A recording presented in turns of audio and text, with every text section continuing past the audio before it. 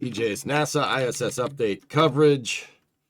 1/8/26. Wow, 26. Jeez. Okay, let me just rename the YouTube stream. Switch that to science and technology.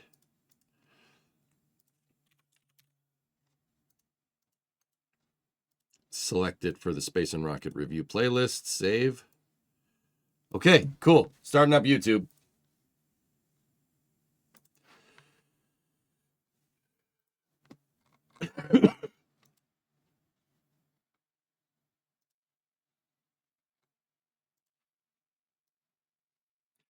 Okay, what's going on, everybody? This is the coverage for the International Space Station update.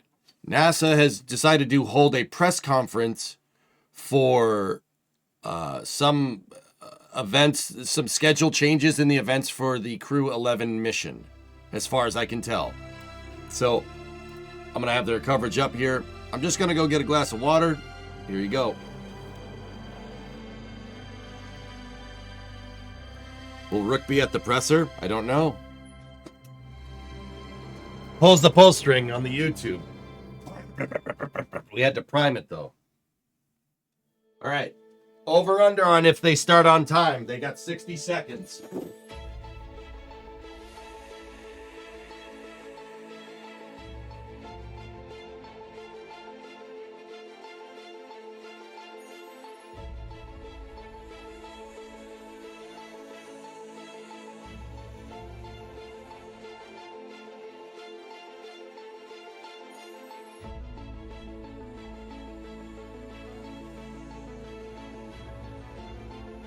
%5 chance that they start on time.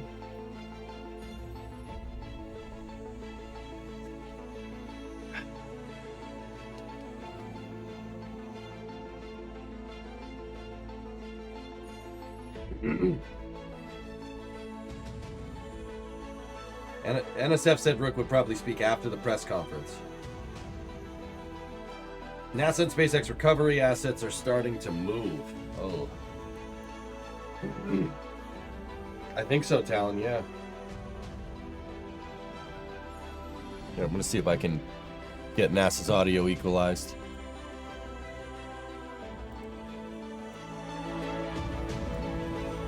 No, don't tell me that's as far as it goes.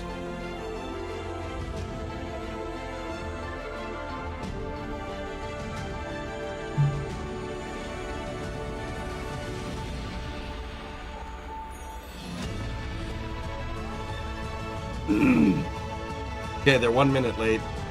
Who thinks they're going to be 5 minutes late? Who thinks 10?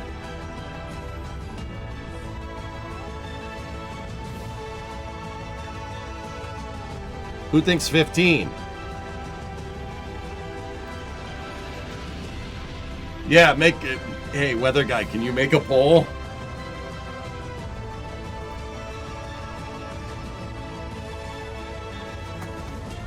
$1, I'm doing I got 5. I got 5 going to 5, going to 5 minutes, going to 5 minutes, going to 6. 5 minutes, 5 minutes, 5 minutes, 5 minutes, going to 6. We're going to 6, we're going to 6. We have 6. We're going to 6, we're going to 6, 7, 7, 7, 6, 7, 6, 7, 6, 7, 6, 7, 6, 7, 6, 7. We're going to 7, 7, 7, 7, 8, 7, 8, 9, 7, 8, 9, 7, 8, 9, 7, 8, 9, 7, 8, 9, 7, 8, 9.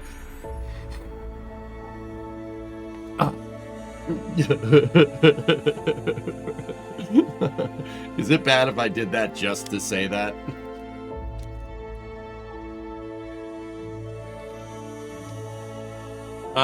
New markets, the something went wrong on the ISS the other day. NASA canceled an EVA. Unsubbing and unfollowing. No, you're not.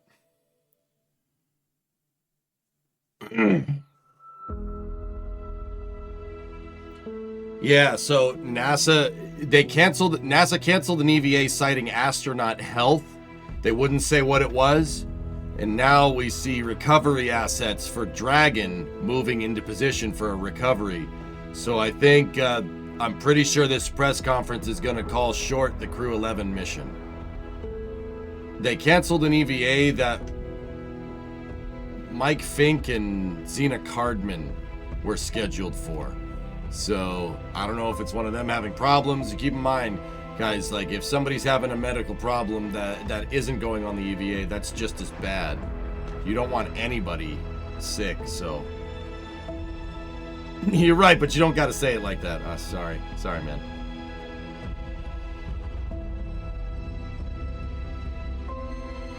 Here, Dino, I'll fix it. I'll fix it right now just for you. Detroit, what? Look at my Ford hat. What? Is that better?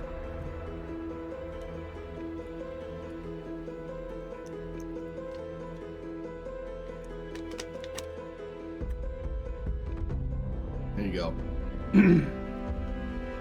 I paid my dues. Am I allowed to say that?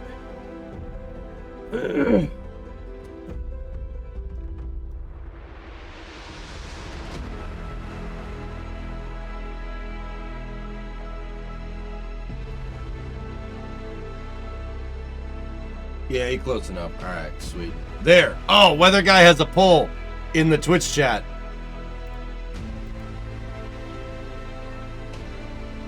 Oh, there it goes. There. Oh, everybody says 10 to 15 minutes. YouTube, what do you guys think? We're already 4 minutes past the hour.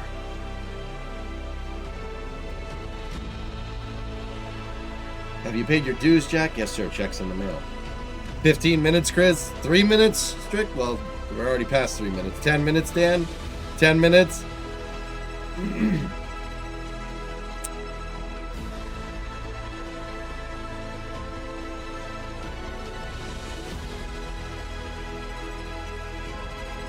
I have not seen this before, Steve. You gotta do these polls more often. I got bits to burn, okay? Is this Starfield music? Yeah. 6 to 7 minutes? Oh, no. What is happening? NASA has a press conference about an ISS update.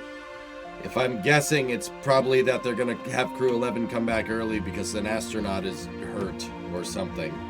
I've never seen this happen before. Oh. 5 minutes!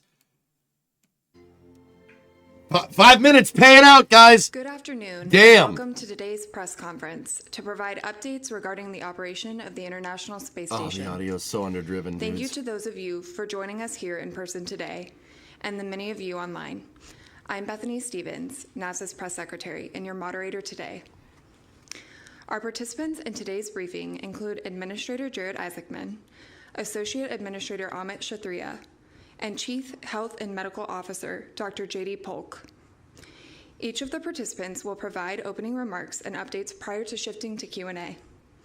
With that, I'll give the floor to Administrator Isaacman. This doesn't look good, dudes. All right.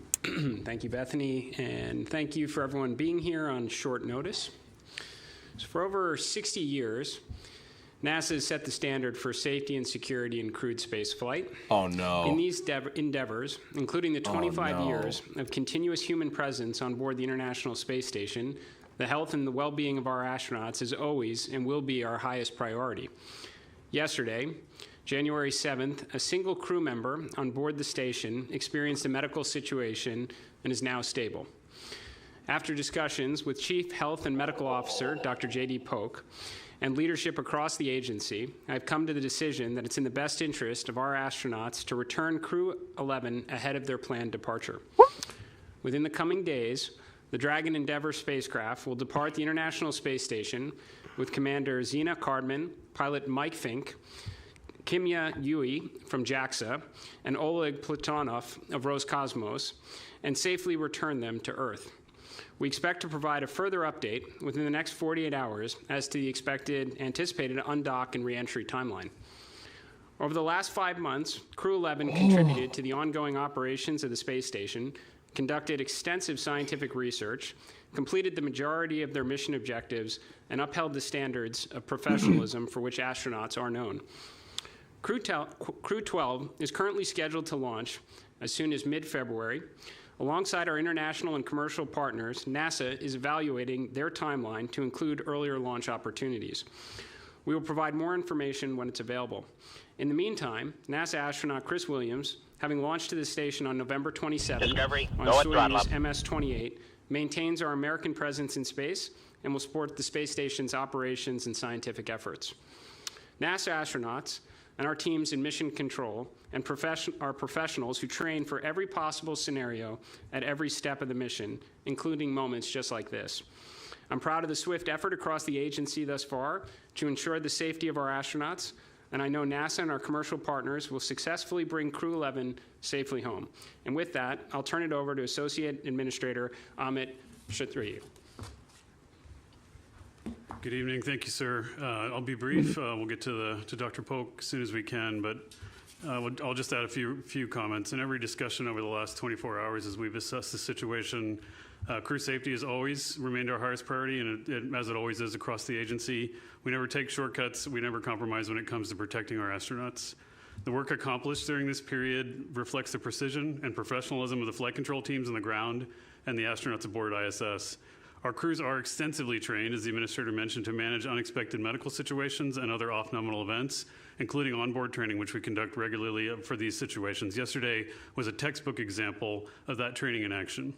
Once the situation on the station stabilized, careful deliberations led us to the decision to return Crew 11, as the administrator mentioned, while ensuring minimal operational impact to ongoing work aboard ISS. Operating ISS is a complicated task and has been for the past 25 years with crews on board. The safe operation of the station and the protection of the crew, who are the stewards of station operations, is the hallmark of flight operations and what we are reminded of every day of the unforgiving nature of human space flight. With that, I'd like to hand over to Dr. Polk.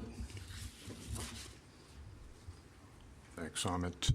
First, probably goes without saying, but I'll still reiterate as a physician that I'm not going to speak about any particular astronaut or any particular specific diagnoses. I'd ask that we still respect the privacy of the astronaut. As administrator mentioned earlier, the astronaut is absolutely stable, so I have to reiterate that again. That looks But like a anytime we doctor. have a medical incident, we embark on looking at diagnoses and what we would call a workup to get a differential diagnosis on what's happening with that patient or astronaut on board. And as many of you know, we have a very robust suite of medical hardware on board the International Space Station, but we don't have the complete amount of hardware that I would have in the emergency department, for example, to complete a workup of a patient. Mm-hmm. And in this particular incident, that the medical incident was sufficient enough that we were concerned about the astronaut, that we would like to complete that workup. And the best way to complete that workup is on the ground, where we have the full suite of medical testing hardware. Now, again, because the astronaut is absolutely stable, this is not an emergent evacuation. We're not immediately disembarking and getting the astronaut down. But it leaves that lingering risk and lingering question as to what that diagnosis is, and that means there's some lingering risk for that astronaut on board. Mm. And so always we err on the side of the astronaut's health and welfare, and in this particular case, we are doing the same. And I should reiterate, in our 25-year history of the International Space Station, we've had many models and Monte Carlo analysis models that have said we should have had a medical evacuation approximately every 3 years in that 25-year history, and we've not had one to date. And even in this case, we're erring on the side of caution. Again, it's not an emergent evacuation, but we are erring on the side of caution for the crew member and in their best interest and in their best medical welfare. And with that, I think we will take questions. Is that it, Bethany? Okay. This is going to be fun. So with that, we will open the floor to questions. So if there's anybody here in the room who would like to ask any questions, we'll open it to y'all first. And if not, I will turn this over to the operator to go to the phone bridge. And we'll go with Kristen Fisher with Endless Void Media. There's a microphone right behind you. Yeah.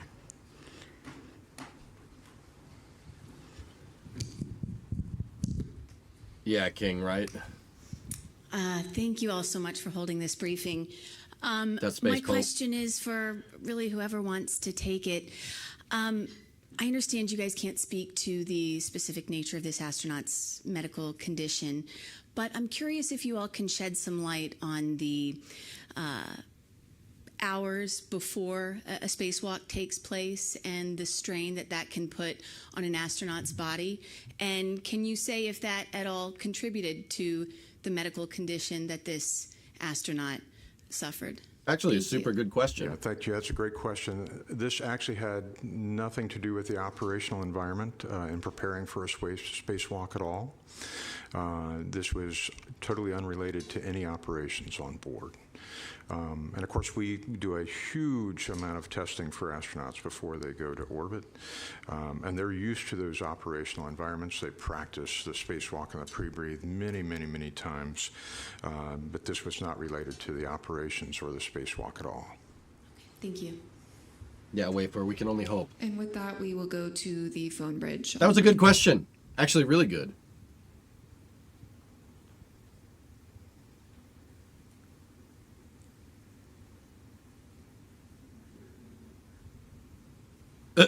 Thank you. We will now begin the question and answer session. If you'd like to ask a question, please press star one. Mute your phone and record your name clearly. If you need to withdraw your question, press star two. Again, to ask a question, please press star one. Our first question is from Bill Harwood from CBS News. Bill, Thanks your for line is doing open. this. Thank you very much. Bill Harwood, CBS News. This is either for the administrator or Amit. Can you move up Crew 12, bring Crew 11 down, and still take care of Artemis 2 in February as currently planned, or would you need some separation between those missions, and might that mean a slip to March for Artemis 2? Thanks. Okay, fair question. So the question was, if we pull up the timeline on Crew 12, will that have the potential to interfere with our Artemis 2 preparations? These would be totally separate campaigns at this point. We would, as we mentioned before, we're still evaluating what earlier dates would be achievable, if any, for Crew 12. So right now, we're going to look at all of our standard process to prepare for Crew 12 and look for opportunities if we can bring it in while simultaneously conducting our Artemis 2 campaign. There's no reason to believe at this point in time that there'd be any overlap that we'd have to deconflict for. Next question is from Joey Roulette from Rudders. Go ahead, your line's open. Rudders! Hey, thanks. Question for anyone who can answer it. Can you say if this medical issue is related to an injury that was sustained on the space station? I know we said it wasn't related to any operational environment or operational issues, but was it an injury versus some other type of medical issue? And then also, is there anything you have to do regulatorily with Crew Dragon in order to get it to come home early? Like, you have to work with the FAA for some kind of emergency situation? Thanks. So perhaps I can just hit the second part of that question, and then Doctor, if you want to address the first part. I mean, first of all, this is not an emergency deorbit. We retain the capability to bring astronauts home in a matter of hours if necessary. So this is recognizing, first of all, we're always going to do the right thing for our astronauts, but it's recognizing it's the end of the Crew 11 mission right now. They've achieved almost all of their mission objectives. Crew 12 is going to launch in a matter of weeks anyway. This is an opportune time when the vehicle is ready, when weather supports, to bring our crew home. So that's how it's looking. That's why we're going to get back to you in the next couple days as to what that timeline looks like. But it is not an emergency deorbit, even though we always retain that capability, and NASA and our partners train for that potential routinely. And then if you want to address the first part of the question. Yeah, once again, this is not an operational issue. This is not an injury that occurred in the pursuit of operations, if that was the question. But unrelated to the operational environment that we have right now. It's mostly having a medical issue in the difficult areas of microgravity. And with the suite of hardware that we have at our avail to complete a diagnosis. Yeah, microgravity does weird things to you. Chen of NHQ. Someone fell. Hello, thank you. So, two general questions. Would you consider any part of this operation, like especially like unusual, or are there any like special actions that you are able to maybe elaborate on a little bit more? And in a related sense, there's going to be like the Crew Dragon will be absent for a while, and could you maybe also elaborate on like how the remaining crew members will be dealing with this, and how how the return will look like? What? I'm so sorry. The first part of your question, is it unusual? I'm sorry. Yeah, like is this like especially uncommon? He zoned out. Or, like, Well, as Dr. Polk mentioned, it's the first time we've done a controlled evacuation from the vehicle, so that is unusual. It's like, however, what? The procedures we're using to prepare for that are nominal procedures because, again, what's important to us is the whole crew, and we don't want to do anything, given the nature of the condition, that we put any other additional risk on the crew by diverging from our normal processes. So that's why we're doing essentially a controlled and expedited return. So no, from that standpoint, but from the standpoint that we have to do it in general, yes, it is unusual. But your second part? The Crew Dragon will be temporarily absent, obviously. That's right. And how will the remaining crew members be kind of dealing with this situation? Yeah, it's a good question.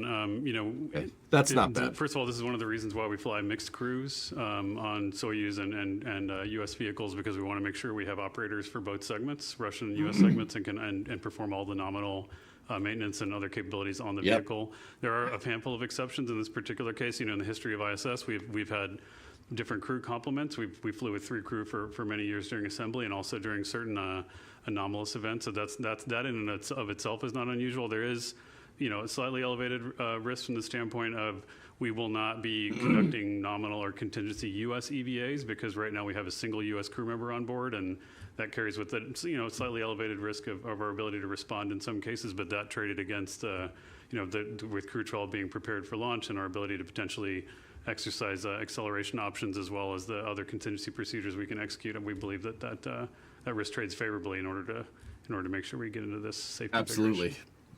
Thank you. That's why Americans still launch on Soyuz, guys, Now I'll hand it in back case over something to like the this operator happens. to tend to those who are joining us. And that's why virtually via Russians the still phone bridge. launch on Dragon, because of this. Thank you. Our next question is from Lauren Grouch from Bloomberg. Go ahead, your line is open. Hi, thank you for taking my question. This is for anyone who wants to answer. I'm just curious, will any extra precautions need to be taken to make sure the specific crew member affected will be comfortable and safe during their return to Earth?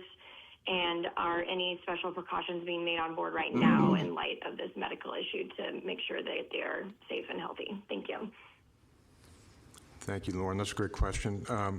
We actually plan for and work towards contingencies with every landing. So there's always emergency equipment. There are always preparations made to make sure all the crew members are in good shape and comfortable.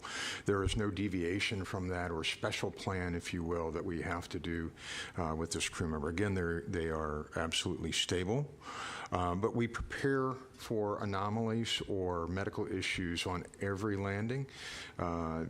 Space flight is a dynamic environment, and certainly splashing down in the ocean is, as Administrator Isaacman knows firsthand. So we always prepare for those environments. We always have a suite of medical equipment and flight surgeons on board the ship, and and contingency hospitals ready to go on every landing.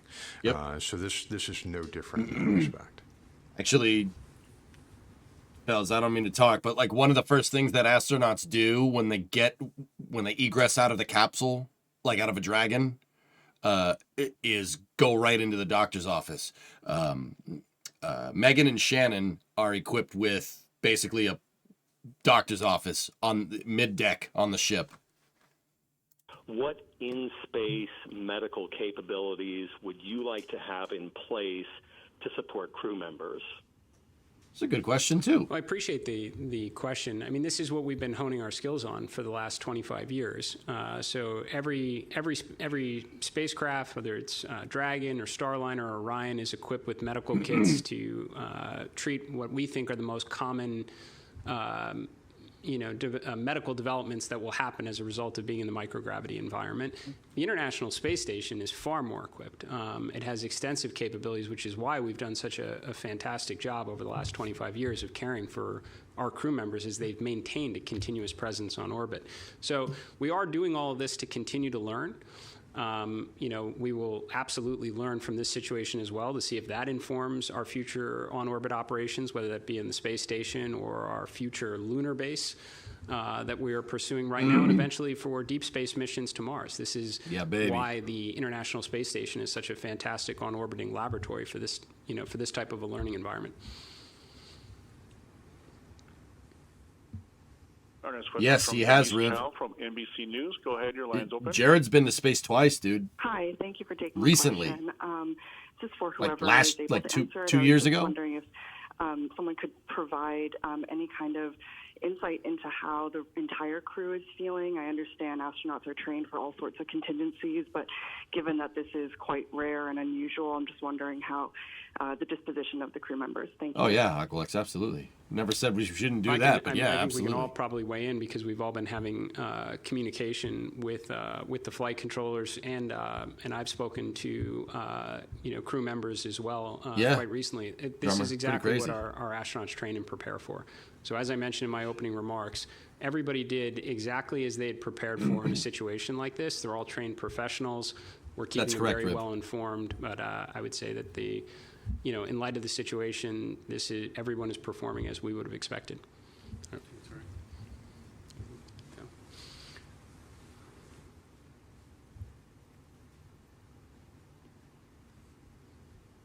We can continue online with the phone bridge.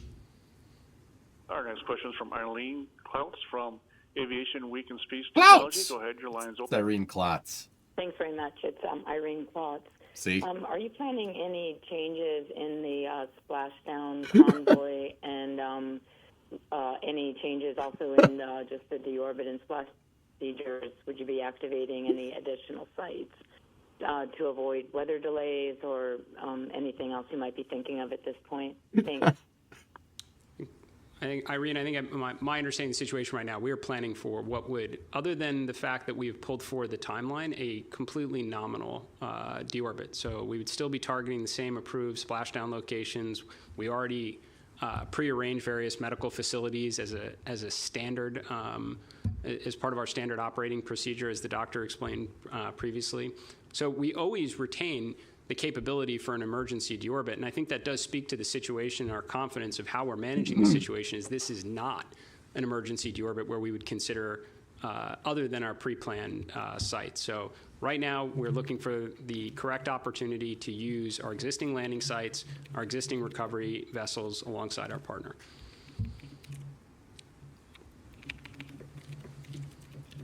Our next question is from Will Robinson Smith from Space Flight Now. Go ahead, your line's open. Thank you so much for taking the time to speak with us today. Question to either the administrator or assistant administrator. Given that there will be a gap between when Crew 11 departs and when Crew 12 is able to get there, can you talk about weighing the risk of just having one U.S. crew member on board station in the event of an additional, or in the event of an emergency? I realize this is not an emergent event that's causing Crew 11 to return, but were there to be an emergency on station, if there's just a Soyuz, how do you handle that? Thanks. Thanks for the question.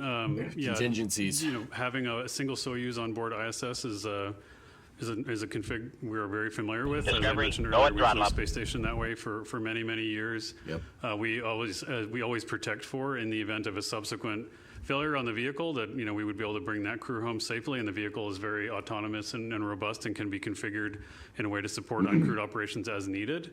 So from that standpoint, that additional risk compared to how we've flown in the past is well understood.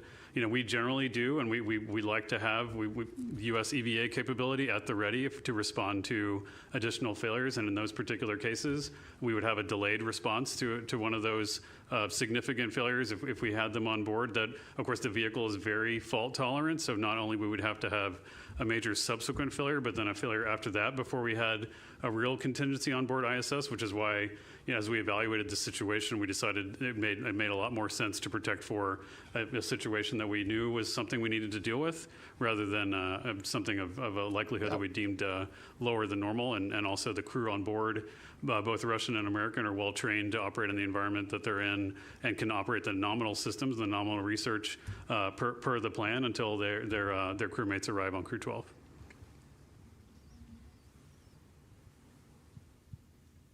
Next question is from Anthony Leon from Spectrum News. Go ahead, your line's open. Hello, Leone. Thank you so much, all three, for taking the time to speak with us today. My question is, I guess, for Mr. Isaacman. Going forward, will NASA consider having an actual medical officer, MD, on board the ISS and future space missions? And this is for they've Dr. done that Polk. in the past. What or how's the crew equipped to dealing with medical issues that were to come up in this situation? Can you sort of explain how they were able to help this astronaut who had this medical issue? Thank you. So, I mean, to just address from my portion in this, all of our astronauts go through extensive medical training. There is, as I described before, a lot of capabilities on the International Space Station that our astronauts interact with routinely, whether it's part of their science and research obligations or just training simulations for these type of contingencies. I don't think if one of our astronauts on board was a medical doctor, it would have changed anything as it relates to our decision process on this. I think that speaks to their level of training. Also, our teams on the ground, we have flight surgeons and not to mention numerous other surgeons and doctors that are available to weigh in on these type of situations. So, I mean, I think simply put, if you have enough people in a challenging environment of microgravity for now approaching, exceeding a quarter of a century, certain situations will develop that almost regardless of the on-orbit capabilities, you're gonna take the correct action to bring them home. And I think that's worth reinforcing too, that we are exercising the capabilities that were designed into the International Space Station at will right now. So we can bring our crew home early in a safe way, not in an emergency, to its nominal landing site, because they largely completed their mission objectives. We can evaluate Crew 12, which is weeks away, potentially pull them forward, and do so and operate the station in its intended environment. We have an American astronaut on board. It's why they fly on Soyuz. It's why we fly Roscosmos astronauts. Discovery, go and throttle up. And as Amit pointed out before, this is also an environment that we operated the space station on for many, many years prior to our current Crew Dragon capabilities. And I don't know if you want to add anything else on that, Doctor. Okay. And before we leap back to the phone bridge, I have a question from Laura Kolodny of CNBC, who's having a bit of trouble accessing it. She asks, ISS is operating in a roughly neutral power mode at the moment, and the upgrade was to get power positive. What will happen now with regards to the solar array? Oh, good question. Not sure about the neutral power mode. Space station, the intent of the EVA that was coming was to augment the 2-alpha solar array with a great new technology, the rollout solar arrays, which we added to the vehicle in order to configure the vehicle for future expansion for commercial activity. So the baseline power configuration of the station is well above the expected margins that we needed to. This EVA was not a contingency that was planned. It was a nominal augmentation of the power system, which we've done on 5 of the other arrays. And that rollout array that was going to be installed is really an amazing piece of hardware. We've used Space Station, as the administrator said, as an incredible test bed for exploration, as well as to help stimulate commercial space activity. And that array design is something we've used. Many other companies have used that exact array design. And so we're continuing the suite of the upgrades we had planned on ISS, but there's by no means urgency that the 2-alpha array has to be upgraded given the current power config of the vehicle. Yeah, okay. Yeah, and we can return back to the phone bridge. That was now a for bupkis virtual question. questions. Whatever. Thank you. Our next question is from Mike Wall from space.com. Go ahead, your line's open. Thank you very much. This is probably for Dr. Polk. This is the first medical evacuation from the ISS, but are there any incidents over the 25-year history of astronauts on the station that you can kind of look to for guidance or to kind of draw up protocols? Yeah, actually, we've had a host of different things that we have treated on orbit, and fortunately for us, we've had equipment and medications and things to be able to handle all of those, such that we were able to complete the treatment and or the diagnosis on orbit over the last 25 years. And common things occur commonly, right? It's folks could have a toothache, folks could have ear pain. There are things that you see commonly on the ground as well over a 6-month period, and in urgent care can happen in space as well. But we are very good at forecasting and having the correct medical equipment and the medications to be able to handle those. And so we've had, although we've had multiple different medical things that we've worked over the last 25 years, all of those have been worked to completion on orbit and without incident.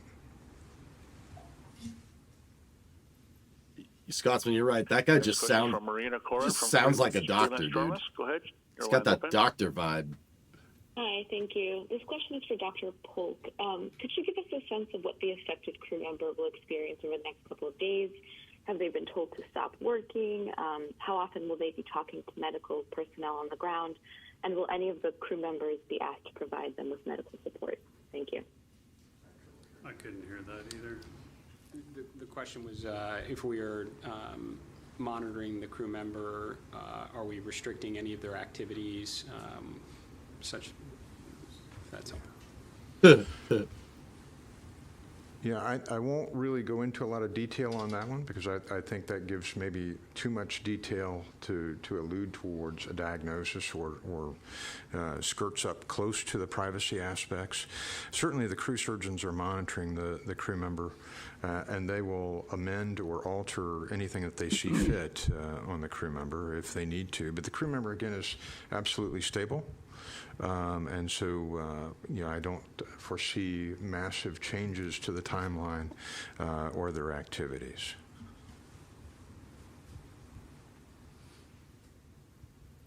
Next question is from Marcia Smith from SpacePolicyOnline.com. Go ahead, your line's open. Thanks so much for taking my question. I'm guessing this is probably for Amit. I'm curious, so Chris Williams is going to be the only American up there, and he's going to have the whole U.S. segment to look after. And I'm curious, are there certain experiments or something you're going to have to set aside because he's the only one there? And have the Russians been trained at all on the American segment that they could help him out if necessary? Yeah, thanks. Great question. There will be some. Of course, a full complement crew can do a lot more work. And so in terms of the amazing research we do on the vehicle, so we will have to adjust the timeline for that single crew operation. But Chris is trained to do every task that we would ask him to do on the vehicle. Of course, we also do a lot of the operations of the vehicle from our various control centers all over the world, including commercial control centers that operate a lot of our research payloads. So he will have thousands of people looking over his shoulder like our crews do all the time to help sure that they continue the groundbreaking science. To your question about the Russian crew members, historically we had in the past we had trained the Russian crew members to higher levels in terms of their ability to operate uniquely on their own U.S. systems. That is, that's something we used to do in the past, and we kind of put that aside as we swelled the size of the U.S. crew complements. But the Russians that are on board with him, first of all, they've trained tightly together. They're a great team. They work really well together. But they also have qualification to operate the U.S. systems in an advisory mode or an assistant mode, and can, if needed, be called upon with the assistance of MCC Houston or MCC Moscow to assist in any operations. Yep, all about redundancy. From Ryan Ketton from NASA Spaceflight.com. Go ahead. Ryan Ketton. Thanks so much for doing this, Ryan Caton, NSF. For the administrator, in your opening remarks, you mentioned that you made the decision to bring the crew home early. I was just wondering if you could provide any information as to why you made that decision, of course, if you were able to while remaining anonymous. Thank you. I'm sorry, did you ask him what point in time that decision was arrived at? I was just wondering if you could provide any information as to why you made that decision specifically while remaining anonymous. Generically asking whether we're straight, I think we addressed that. Yeah. I'm sorry. Thank you for that. I think no matter what, at any point or any phase of the expedition, had the situation presented itself, we would arrive at the exact same conclusion. I will say that it certainly made it that much easier and faster when you already have a crew that has done a fantastic job at achieving their on-orbit objectives. You have Crew 12 that's quickly approaching the launch. So I think that made it very easy from our perspective to trade the crew complement on orbit for just a matter of weeks longer versus ensuring that our crew is down here on Earth where they can get the best possible care and treatment if required. I think we have time for just a couple more questions, so I'll turn it back over to the phone bridge. Our next question is from Robert Perlman from Collect Space. Go ahead, your line's open. Thank you.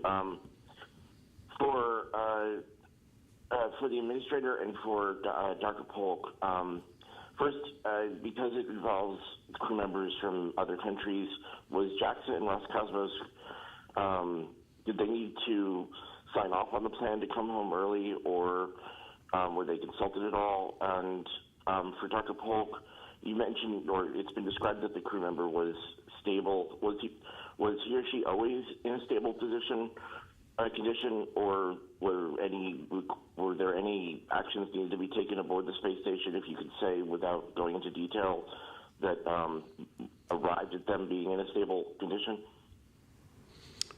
So first, with respect to our international partners, I think JAXA held a news conference earlier today where they were able to speak about some of the information we put out. So I think that just speaks to the communication and the sharing of information that's been taking place across what is the International Space Station. So I think they've been, lockstep with us the entire journey. Will continue to be as we evaluate the exact deorbit timeline for the vehicle. And as we consider possibilities as it relates to the Crew 12 mission. And with that, Doctor. Yeah, I think the administrator covered this earlier, but, I won't go into specific details about the medical incident itself, but the crew is highly trained and they came to the aid of their colleague right away. And that's part of why we do that training, and we do it with every increment. Next question is from Manuel Mazandis from Exploración Espacial. Go ahead, your line's open. Thank you so much. Manuel Mazandis from Exploración Espacial. A question for Administrator Isaacman. I wonder if you can provide more details. If this decision was consensual with a crew member that was not feeling well, and now that the decision, that the situation is stable, I don't know if this crew member was insisting on staying.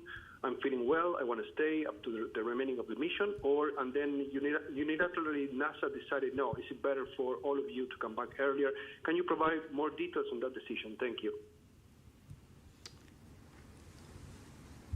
So I think, as we mentioned before, obviously this was a serious medical condition. That is why we're pursuing this path. Crew member is stable, as we mentioned. We're not electing an emergency deorbit, but obviously, as we've already communicated, the capability to diagnose and treat this properly does not live on the International Space Station. And I think there's pretty broad agreement across our experts here on the ground, as well as the crew members in space. So I think there's complete alignment around that point. And we have time for just one more question, so we will toss it to the phone bridge for David's question. Our last question is from David Curley from Full Throttle. Go ahead, your line's open. Dr. Polk, I know you're in the middle of an incident. A little early to talk about lessons learned, but we've talked about diagnostics. Have you decided, are there diagnostic tools? Is there something that's coming with AI that might help with this kind of situation in the future? What are you thinking about beyond this incident? Yeah, that's a great question. As the administrator mentioned before, we're always learning new things with each increment, and this is the value of the International Space Station. And we are looking at AI, we are looking at all tools, and of course, medical hardware, medical technology evolves. over the years very rapidly, and of course with AI even more so over the last several years. And so we're looking at all potential technologies, including AI, to augment the crew's health and safety, especially as we get to Moon and Mars. And that'll be the advantage to the Moon as well, is to use it as a test bed for many of these technologies on our way to Mars. And with that last question, I will turn the floor over to Administrator Isaacman for any closing remarks. I appreciate everybody responding and being on site and with good questions right now. As I mentioned before, we are exercising the capabilities that we have pioneered over the life of the International Space Station. We have the ability to bring our crew member home under these circumstances in a very planned and controlled way. We have the ability to evaluate Crew 12 and their timeline and look for opportunities to potentially pull that forward if required.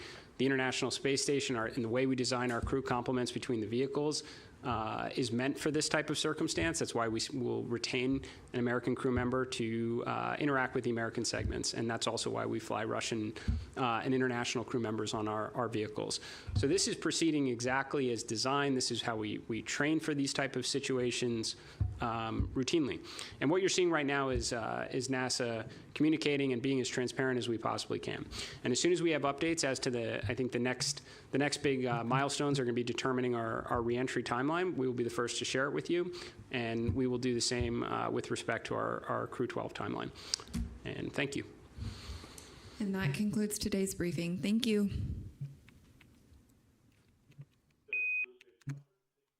Okay, well, somebody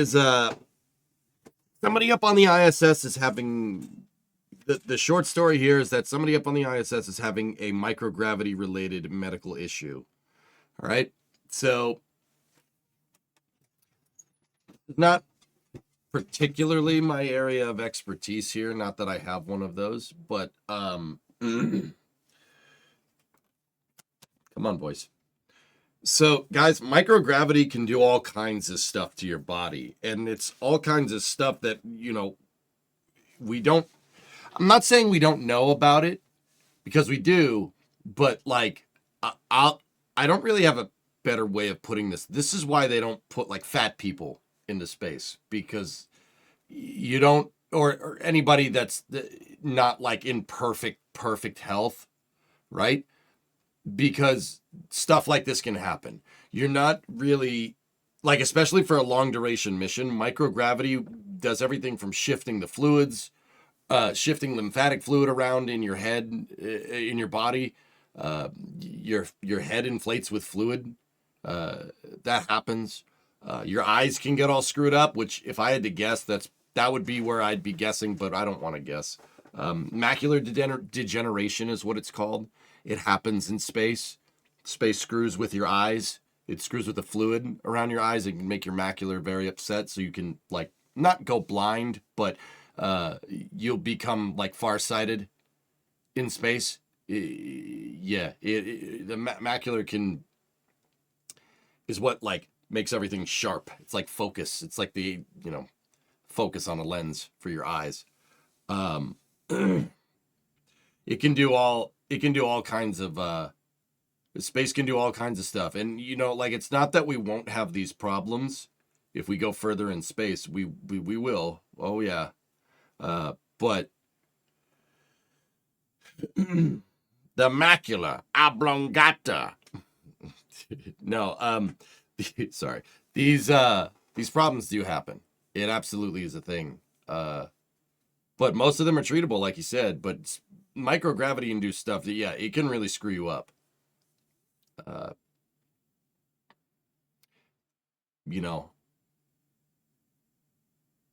But the flip side is that, the best we can do is, like, just make sure that every astronaut is in good physical condition, right?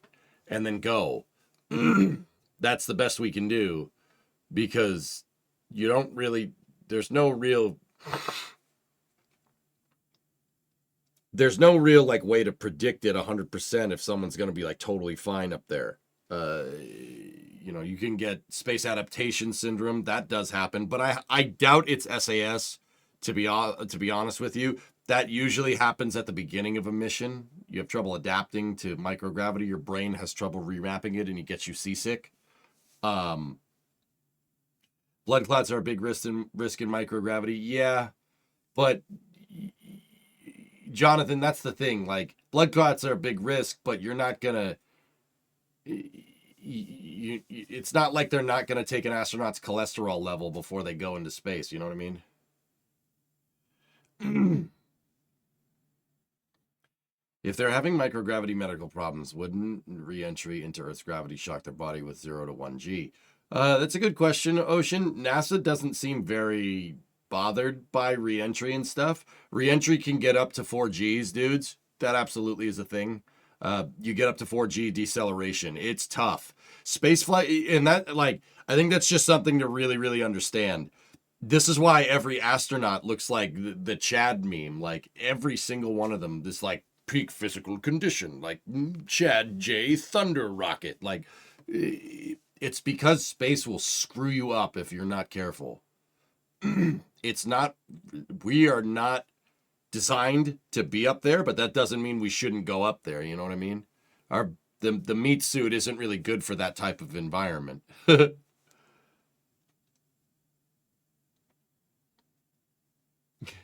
Why am I not surprised by that, Advena? Just got here. 2-sentence summary. Somebody on the ISS had a microgravity related medical issue that canceled an EVA, and basically NASA's bringing down Crew 11 3 weeks early. Actually, about a month early.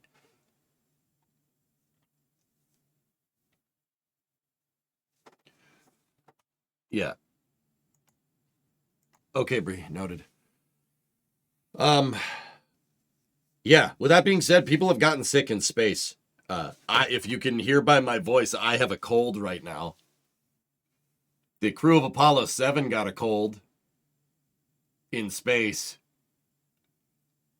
Think about how bad plugged up sinuses would be in microgravity. Yeah. Yeah, that mission went pretty good, but also yeah. This is the kind of stuff you got to think about, dude. And that really kind of, Jared Isaacman said that, he said the really, like, press friendly way. Like, we get more into the weeds here, and honestly, Jared would probably like it. He liked one of my tweets once. So like, we're bros now or something. No. Guys, the long story short is that spaceflight is not good to you. It's not good for you. It's not good for your body. It'll really screw you up if you're not careful. Going up there, microgravity, long-term microgravity effects, re-entry, it's not good for you. I mean, even on the way up, you're going to pull about 4G acceleration. Sustained. That hurts.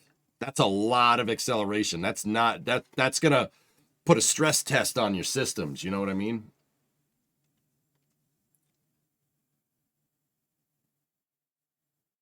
Did Fred Hayes get a UTI? I'm not sure, Victory. I don't know. I didn't ask him.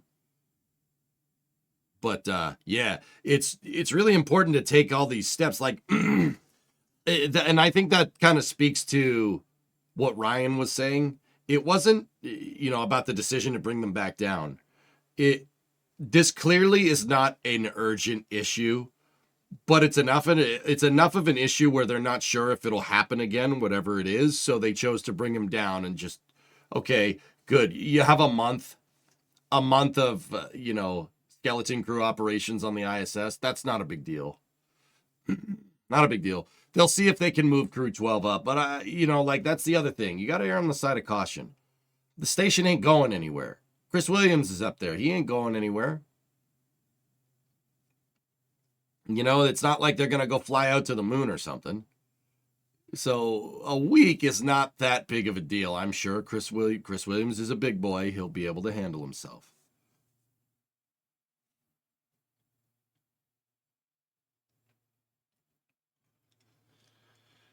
Fred Hayes had a kidney infection. Oy. But, yeah. He'll happy to have the extra leg room. I can't tell, Bazdon, whether being alone on the entire USOS side of the space station would be absurdly cool or whether it'd be like a little eerie. I would think it's super cool.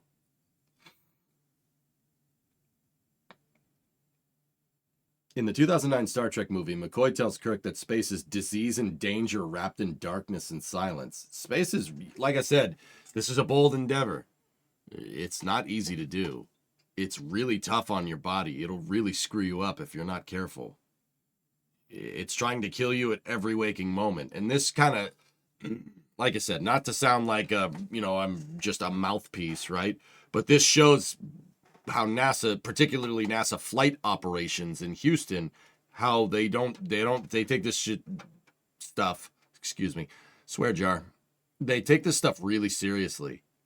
You take it really seriously. You don't screw around with this stuff. That's why they said, screw it, bring them home, whatever. You don't know if this is going to happen again, so bring them back down. They're fine now, but whatever happened, you don't know if it's going to happen again. It's an unknown. And to the best decision to retire the risk of, if you don't know whatever microgravity induced thing happened to whatever astronaut, if you don't know what's going to happen again, bring them down. You don't know what you don't know, and you do not want to have a lot of things you don't know about when you're flying in space. That's bad. That's how people get hurt.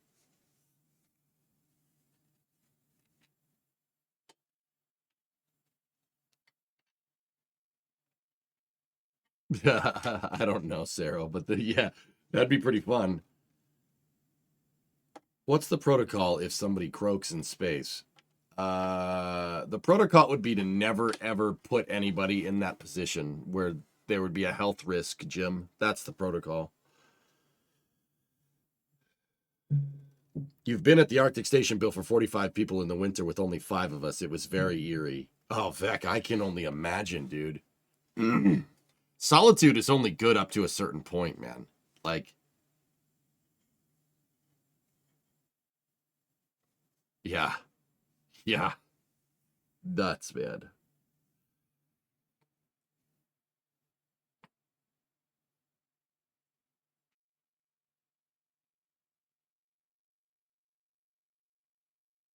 There are body bags on the ISS.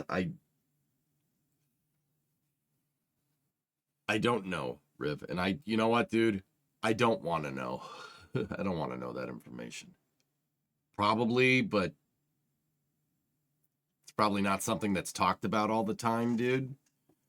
Will they ever say the medical issue when that guy will be fine? It's up to the patient to say.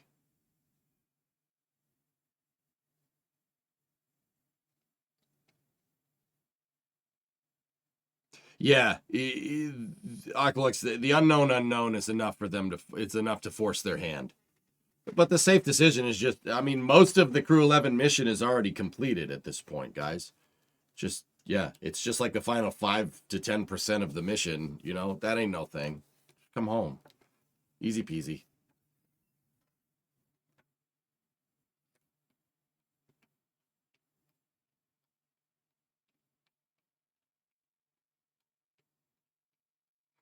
I highly doubt that there's gonna be internal cameras, or at least egress operations. There might be, who knows? This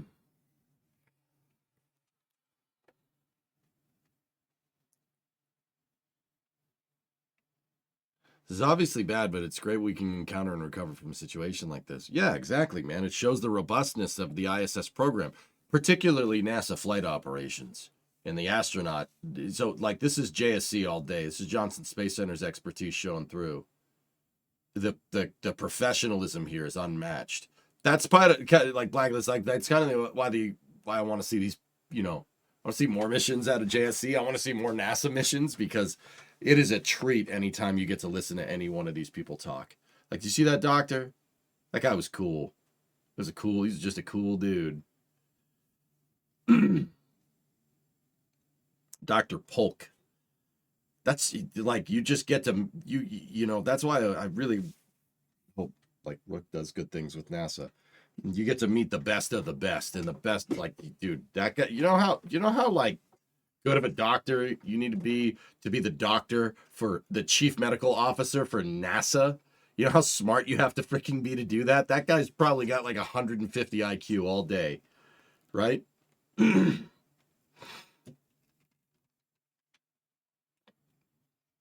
He's big brain, dude. That's what I'm trying to tell you. And it's a treat to listen to these people talk. You learn so much. Do you think his nickname is Bones? I'm sure he's gotten called that at one point.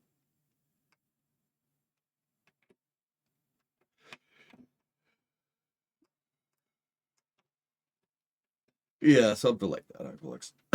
All right. Well, that was the presser. That was pretty cool.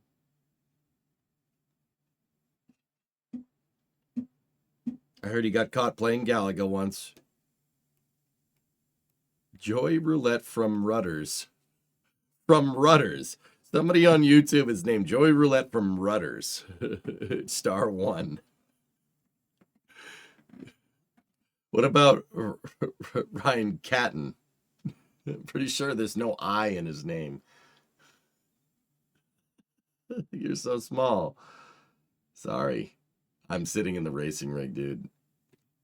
Rudders. Ryan Catton. Okay.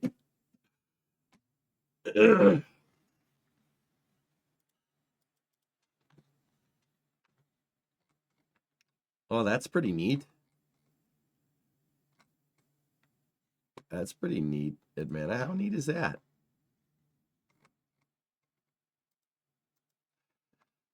Okay. Well, I hope you guys enjoyed the press conference. Long story short, NASA's going to bring Crew 11 down early. An astronaut has a microgravity related health issue with one of the crew on Crew 11. And they're going to bring the astronauts down. We don't know when that's going to happen. They'll update us within a couple of days of this cast. But now we're going to switch back over to Winter Car. And we're going to open up some car loot boxes. So I'm going to jog the YouTube VOD, and I'll see you guys in a moment.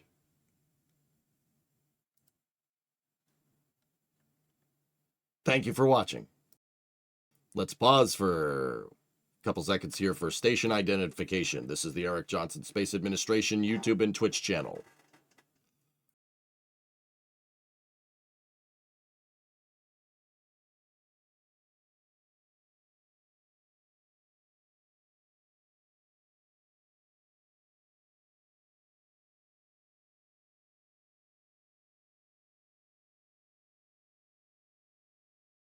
Okay, YouTube's off. We just have to